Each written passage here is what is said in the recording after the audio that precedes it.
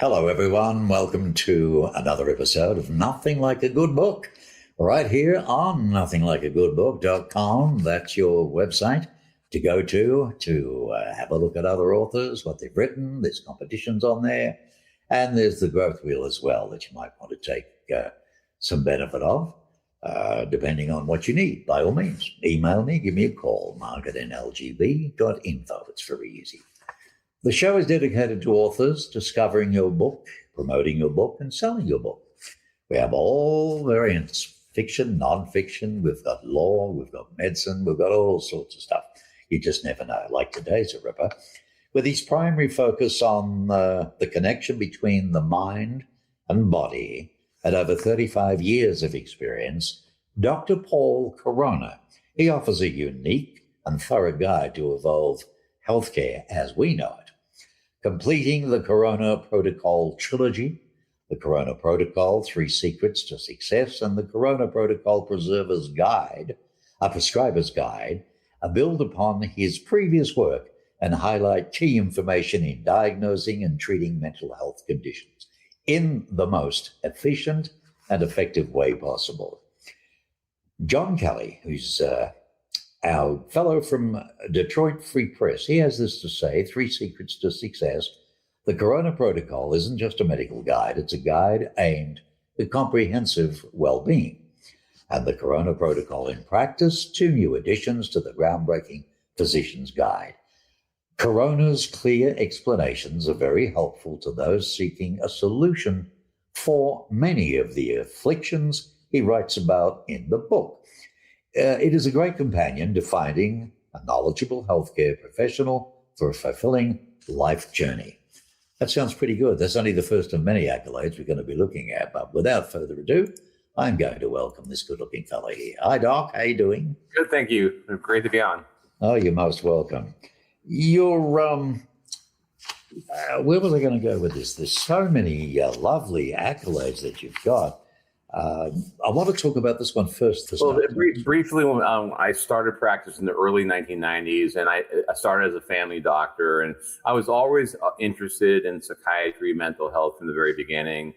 I didn't think I wanted to do it full time, but after a decade of practice, I really started understanding things that I wasn't reading about. Especially, I started seeing with stress affecting the body physically, and stress causing muscle tension and pain. And so I started seeing in my patients that with the new psychotropic medications I was using for mood, depression, anxiety, that it was helping their body. And so after about a decade of practice, I decided to move full-time into mental health.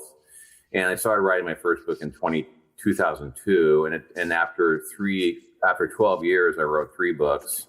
And that's my Healing the Mind and Body series. I didn't have any idea that I'd be writing more than one. By the way, I just kept going and had more and more to say. And then after a short break, I decided that I wanted to write a book of partly fiction. So I wrote the Corona Protocol, a scientifically proven medical solution to stop addiction, bullying, homelessness, school shootings, and suicide, 30 years in the making.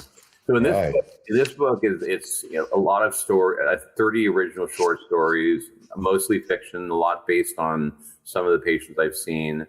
But what I do is I talk about a case and their story, and then I talk about the solution to their problems. And then I wrote the 2 most recent books, the Corona Protocol, 3 Secrets to Success, and the Corona Protocol Prescriber's Guide. And these my most recent 2 books, I wrote for doctors mostly. I wrote them in the mind of a family doctor. I really want to reach primary care doctors, and there's also a lot of physician assistants and nurse practitioners, people who've been certifications, and they probably need a lot more training. And so that's my goal with these 2 books is to teach. Also, I think patients who really want to understand in more detailed and more of the nuances, I think they would find these 2 books interesting too. They can't prescribe to themselves. At least maybe it will help them to understand, and maybe they can teach their doctors, or maybe they can buy the book for their doctors to tell them. And so it's been a long journey of writing. My purpose has always been to really educate, and just the passion I have for this subject, and the fact that the ways I do things in my books is different than other doctors. It's different than what I've read in psychiatric books that I've read. So it's very unique way I do things, and it's all based on my understanding of how the body works, how the brain works, and so doing things a lot differently than most psychiatrists do. Well, a Flying Books review on 3 Secrets to Success. They have this to say: after revisiting and refining, Dr. Corona presents 3 secrets to success, and in the book he highlights 3 essential areas he believes are critical to understanding and advancing the practice of modern medicine. The relationship between somatic symptoms and mood, the full range of the bipolar disorder spectrum, and the importance of full remission. Now, drawing upon a combination of traditional medicine, holistic approaches, case studies, and decades of clinical experience, Dr. Corona delivers clear insights, practical knowledge, and a compassionate perspective on mental health and medical care.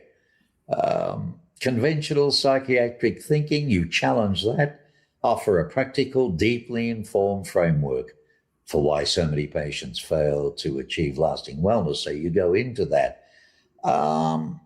In a brief summary, what are the 3 secrets to success? So the first one is basically what my first 3 books are about, is this whole mind-body connection. Somatic symptoms means physical body symptoms, like headache, neck and shoulder tension, stomach problems, back pains. So the link between the physical and emotional, which is extremely unrecognized in psychiatry, that no one talks about it. Everyone thinks SSRIs are the best first-line medication, and they're wrong. I've known that's been wrong for 34 years now. Right. And so that's the first thing. The second one is understanding bipolar disorder. It's way more than doctors think it is. Doctors focus on the most extreme variations, like bipolar 1 with manic episodes, but the majority of bipolar disorder is spent in depression. And doctors aren't treating it often correctly. They treat it like regular depression when it's more difficult to treat it. And if you treat it that way, it can make people get worse. So they have to understand the subtlety of how many people have actually bipolar disorder, much more than the doctors think they do. And then the last one, remission. Remission basically means getting people back to their old selves. Now that could be back to childhood, back to the 20s. So I always ask people, when did you feel the best in your life? And when I get that answer and write it down, I go back to that in future visits and say, are you back to here? Well, what can we do to get you there? So remission means completely well, getting people happy and healthy, no side effects, back to a lot of people say, I felt best in my childhood. I felt best in my late teens or 20s. And some people say, frankly, you know what? I've never felt this good before. I don't think I've ever known that someone could feel this good. And I hear that a lot. Good. Yeah. I mean, how does one understand mind-body connection? What is it? Well, again, the brain goes everywhere. The brain goes down to the spinal cord, and then the nerves branch to every part and piece of the body. So it's it's different than the blood system, which is pumping blood. The nervous system controls everything in the body. And so that's why, when people are tense or anxious or nervous, people get physical symptoms because of this mind-body connection. Right. Treatment. Why does treatment then often fall short for patients? I mean, for example, why aren't Band-Aid solutions acceptable in your world? Well, I mean, most doctors treat it with Band-Aids. So you have some stress, here's some Xanax. You can't sleep, here's some Ambien. I use these medications. I try to not use a lot of them, but doctors treat symptoms. And what I try to do from the very beginning of my practice is like, well, what's causing the symptoms? Why does the person have anxiety? Why is the person not sleeping? Instead of doing and just throwing a Band-Aid at it, just say, well, let's try to fix it. and let's try to rebalance the chemicals that are off balance. So the basis of the problems are imbalances of chemicals in the nervous system that cause all these things to happen. And my job is to identify what's wrong in the system and to try to correct it. And that's what medications are doing. We call psychotropic medications. They're basically correcting imbalances.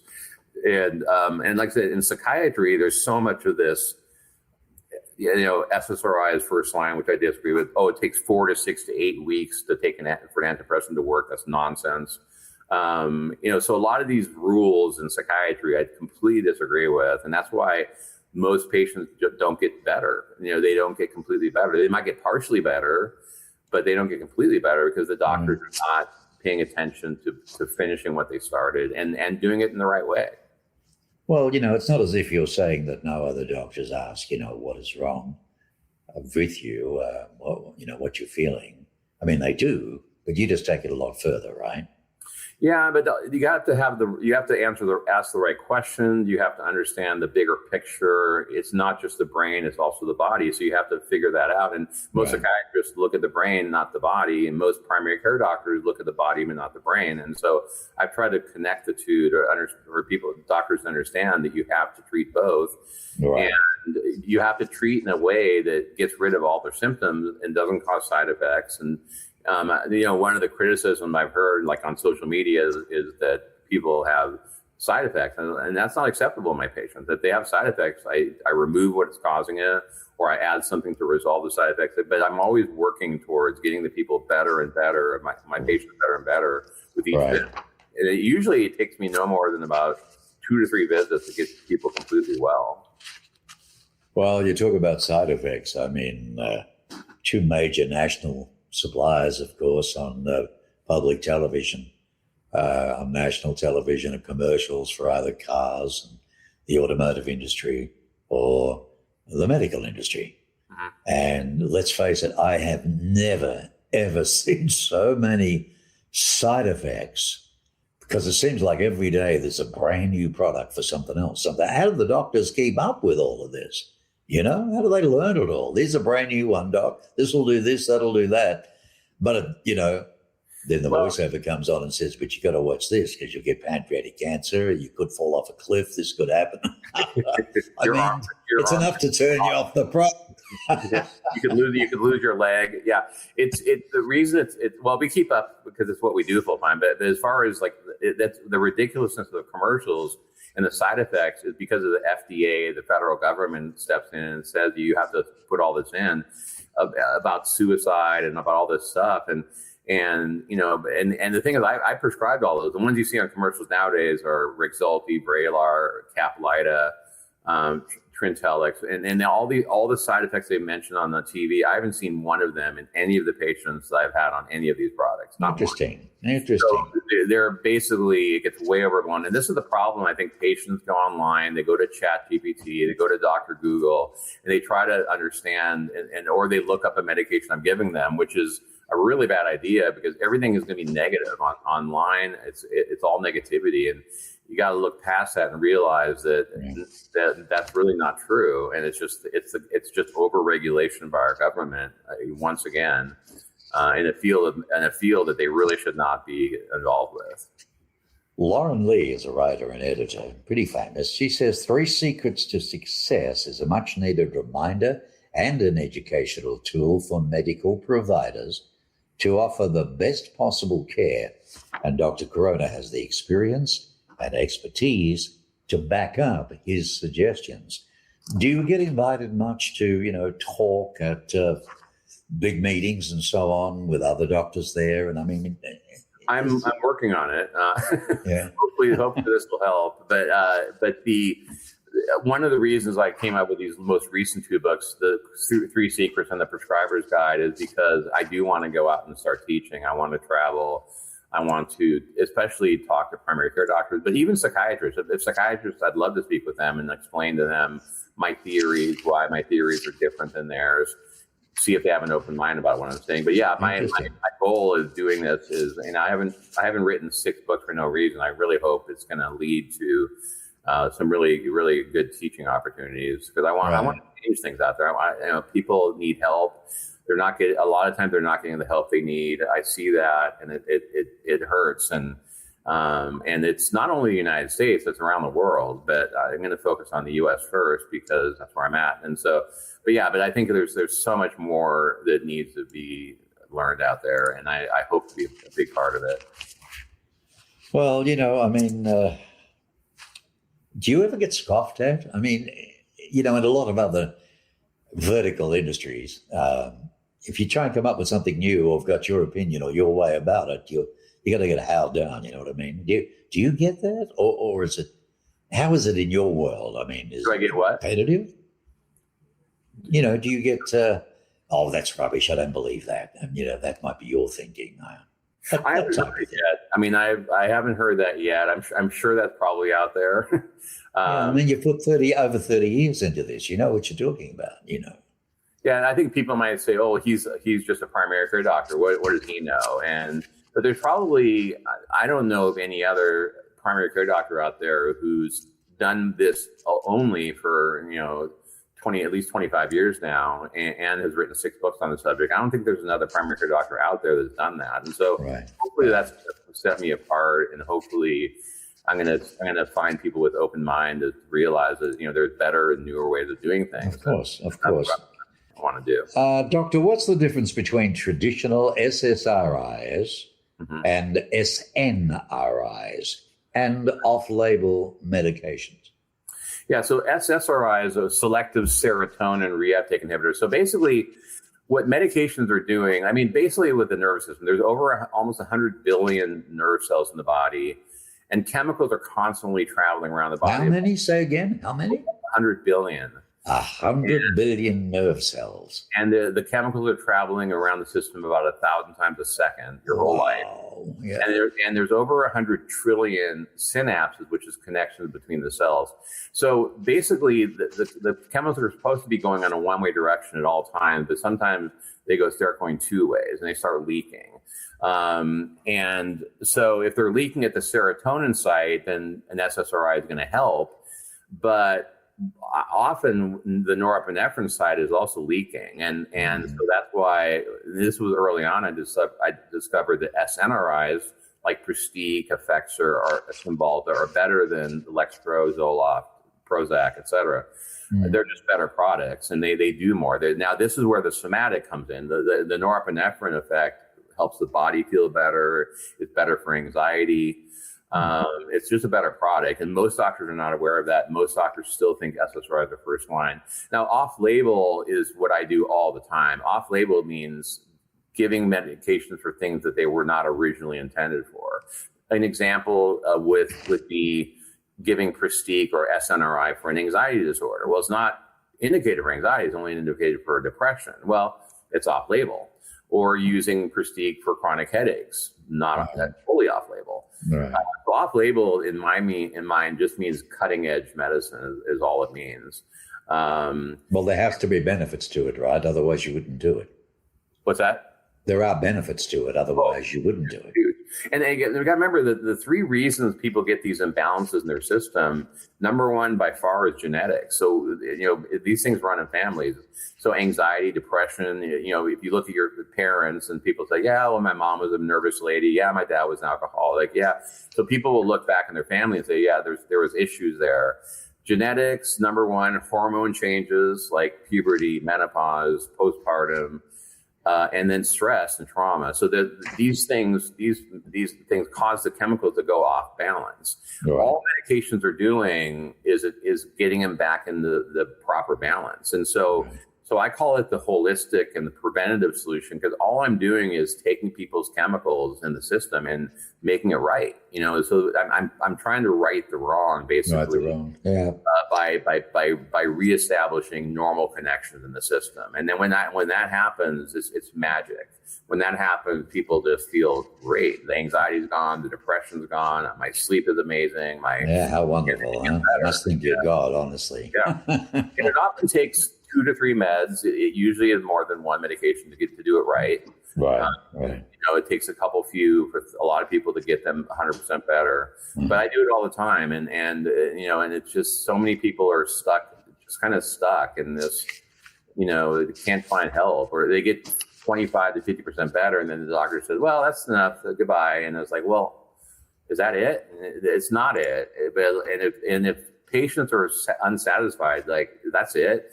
You guys either see a different doctor, see someone else, see me. I see people virtually. I see people out of state. But yeah, you got to find a doctor who's not.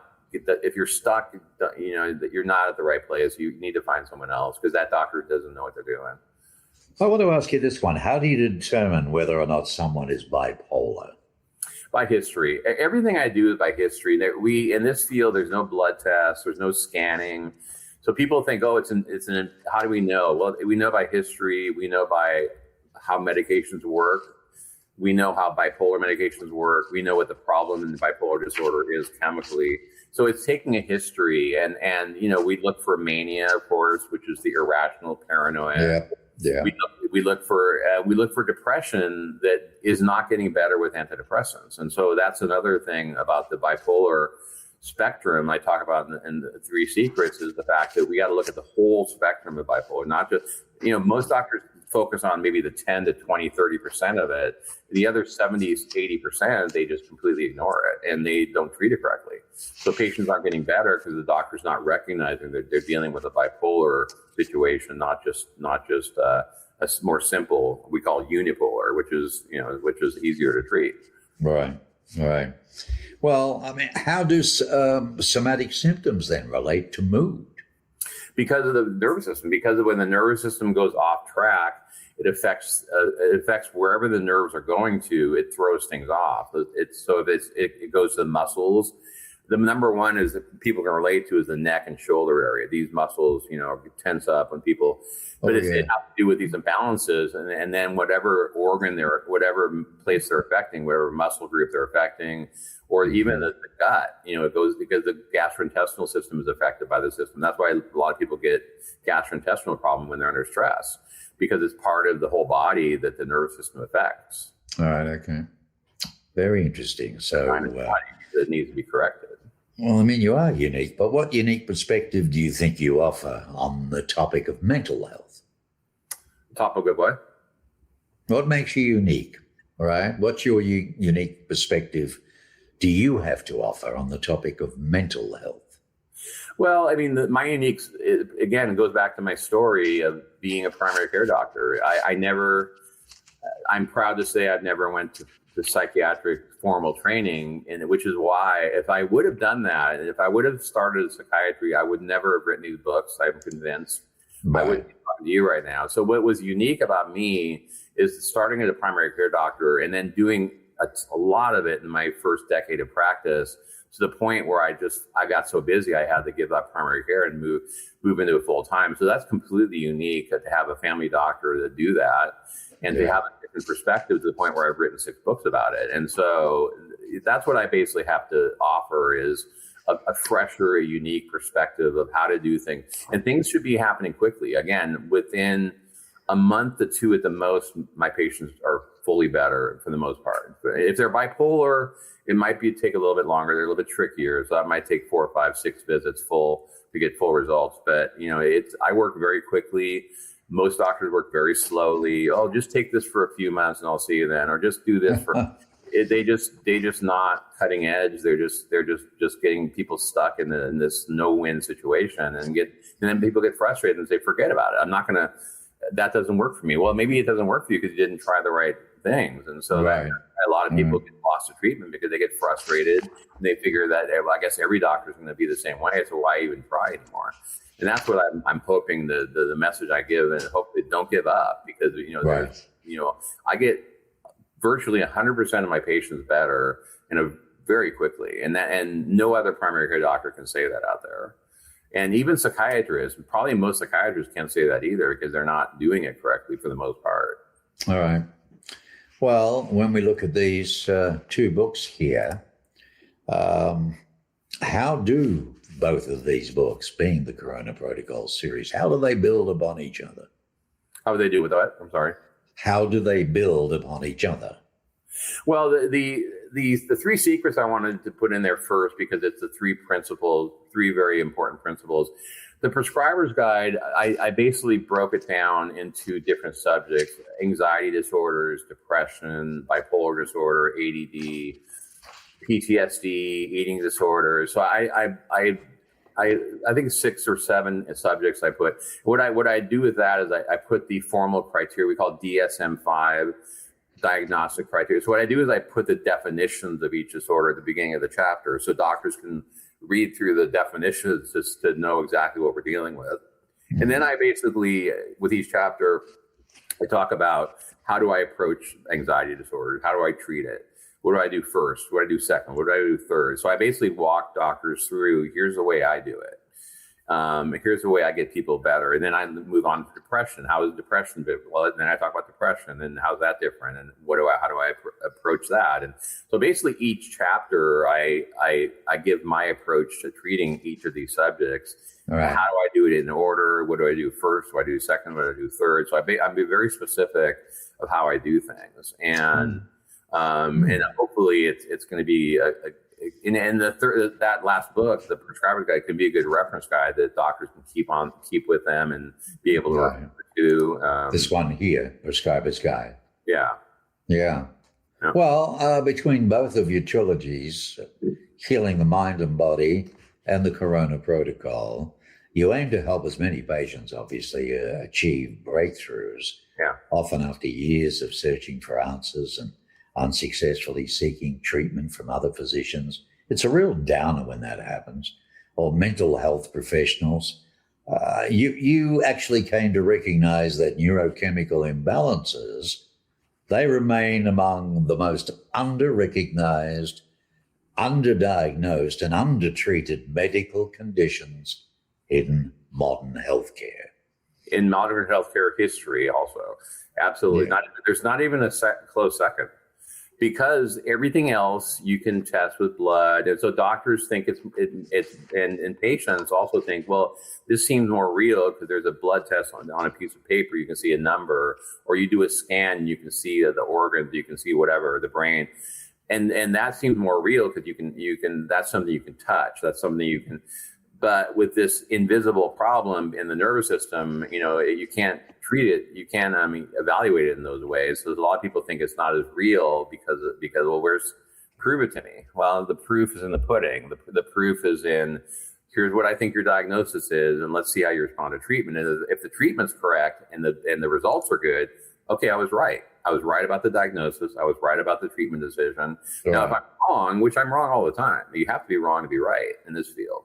If I try something and it doesn't work out, I think, whoa, wait a minute, let me back up here. Maybe that antidepressant, which made that person feel worse. Okay, that could be a bipolar person, because antidepressants can do that with bipolar. They can make people worse. Okay, let me take that away. Let me maybe think about a mood stabilizer. Let me look at bipolar more closely. So these are things that we discover in treatment. And so part of the treatment is really discovering the diagnosis. You get a good idea by taking a really good history, which is extremely important in this field. You got to know all the details, and then you got to make a presumptive approach, and then you got to see if it works, and if it does, great. And how much better are they? Okay, do you have to add a second one now? So there's a stepwise approach I have with every patient, which is very successful. Well, it sounds like to me, Doctor, that the prescriber's guide, which is this one here, is a must-read, really, for those working in the medical field, especially those working in mental health-related areas. And it also offers insights into how medical professionals think, diagnose, and formulate treatment plans for the average patient. Interesting books. Where can they be bought? I know you've got a soft cover and a hard cover of them. Where can they be bought? Well, and the Corona Protocol, the one with the really long subtitle, the long annoying subtitle, that's one's on audiobook, also on Audible. We can get all my books on my website. It's drpaulcoronamd.com. So drpaulcoronamd.com. And all 6 books are there. They're on Amazon, Barnes & Noble, and Walmart. If you're also interested, I have a TV show if you're interested. Oh, cool. What's that called? It's called the Dr. Paul Show. It's on Roku, Amazon Fire, and then YouTube. And last year I had over 200,000 views on it. Good on you, mate. Well done. I'm filming again this Friday, so we're doing ongoing filming. Most of the show has been actually sitting with patients, going over their stories with them. So basically, the show has been showing the books in real life with real patients of mine. And so if people are interested in seeing more specifically, okay, how does this translate into a real patient? Go watch my show. I picked all really good cases, really good, interesting cases to people to interview with. All right. So it's on Roku and it's also on Fire TV. What was the other one you mentioned? Amazon Fire, YouTube, and Roku. And it's called the Dr. Paul Show. Yep, the Dr. Paul Show. And if people are interested in getting one book, I would say the one with the long subtitle with the suicide and all that in there. This is the Corona Protocol, a scientifical proven medical solution to stop addiction, bullying, homelessness, suicide, right? Yeah, because there's so many topics there that speak to our time.